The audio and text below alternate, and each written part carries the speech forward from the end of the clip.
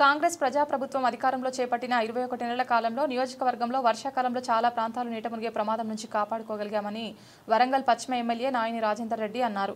హన్మకొండ జిల్లా కాజీపేటలోని అంబేద్కర్ కాలనీలో రోడ్డు శంకుస్థాపన కొరకు వచ్చిన ఎమ్మెల్యే ముందుగా అంబేద్కర్ విగ్రహానికి పూలమాల వేసి నివాళులర్పించారు.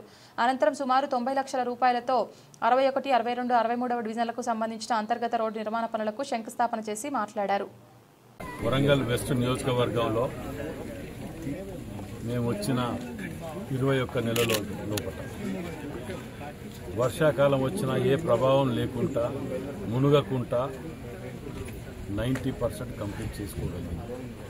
నిజంగా కూడా అది ప్రజల నుంచి వచ్చినటువంటి సహకారం, ముఖ్యమంత్రి రేవంత్ రెడ్డి గారు, ఇన్ఛార్జ్ మినిస్టర్ గారు మరియు జిల్లా ఎమ్మెల్యేలు అందరి సహాయ సహకారాలతోటి ఇలా వరంగల్ వెస్ట్ నియోజకవర్గం హెడ్ క్వార్టర్ కాబట్టి ఎక్కడ కూడా గతంలో మీ మీడియా సోదరులే ఇక్కడనే 2 విజువల్ తీసి పంపించుకునేది మీకు మీదకి.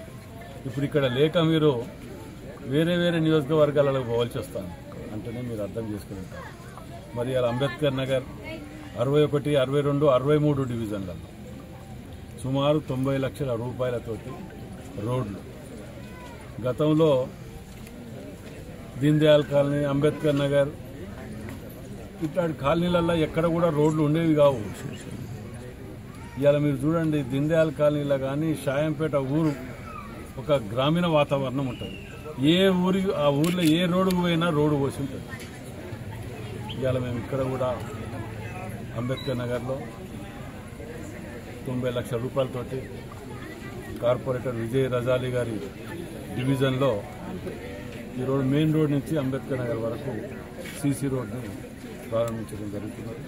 దీని త్వరలో మేము ఎప్పుడు కానీ కొబ్బరికాయ కొట్టి మేము వెళ్ళిపోయే వాళ్ళం కాదు. మేము కొబ్బరికాయ కొట్టి మళ్ళీ వర్క్ కంప్లీట్ అయిందా లేదా చూసుకొని మళ్ళీ నెల లోపల తిరిగే లోపలనే మేము 99% మేము ఇక్కడ వాటి ఫాలోఅప్ చేసుకుంటూ ఉంటున్నాం. మరి ఏదేమైనా ముఖ్యమంత్రి రేవంత్ రెడ్డి గారు వరంగల్ వెస్ట్ నియోజకవర్గానికి ఇచ్చిన నిధులు నాకు తెలిసి ఎక్కడ ఎవరు ఇయ్యలే కావచ్చు.